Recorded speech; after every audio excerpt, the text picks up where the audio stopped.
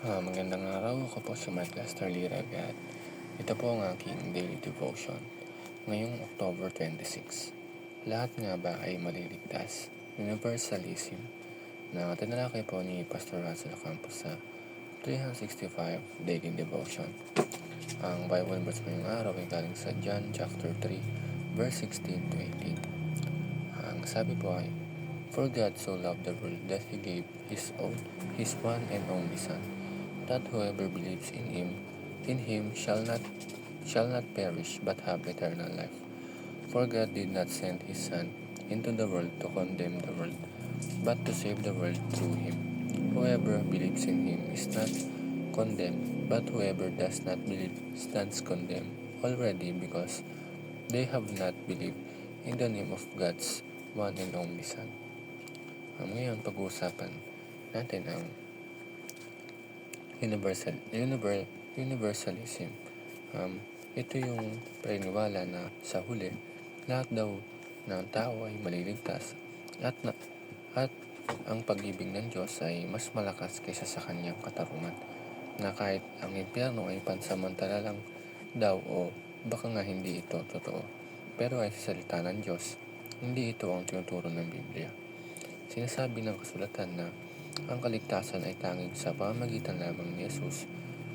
Totoo ito dahil mahal ng Diyos ang lahat ng tao at nais niyang ang bawat isa ay maligtas, gaya ng sinabi sa 1 Timothy chapter 2 verse 4.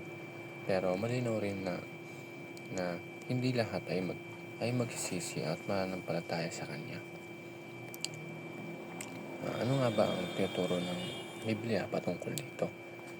Ang una is, those who reject Christ will not be saved. Kung isang tao ay tumanggi kay Jesus, hindi siya maliligtas. Hindi sapat na maging mabait lang o spiritual. Sa John chapter 14 verse 6, malinaw sinasabi ni Jesus, "I am the way, the truth, and the life.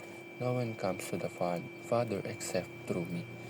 Kaya kahit gaano pa kabuti ang isang tao, kung hindi niya tinatanggap si Jesus sa kanyang buhay, mananatili siyang hiwalay sa Diyos.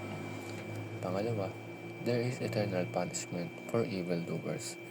Hindi totoo na pansamantala lang ang impyerno. Sabi sa Hebrews chapter 9 verse 27, "It is appointed unto men once to die, but after this the judgment." May tunay na hatol at may tunay na parusa para sa mga tumatalikod sa Diyos. Ang hustisya ng Diyos ay kasing totoo ng kanyang pag-ibig, dahil kung wala siyang hustisya, hindi siya magiging banal. At ang last, the gospel is necessary for salvation. Ang mabuting balita ng Kristo lamang ang tanging daan tungo sa kaligtasan. Sa pamamagitan ng kanyang kamatayan at muling pagkabuhay, binuksan niya ang daan para tayo ay mapatawad at magkaroon ng buhay na walang hanggan. Kaya tungkulin nating ibahagi ang Ebanghelyo, dahil ito lang ang nagbibigay ng tunay na pag-asa at kaligtasan. Yun lang.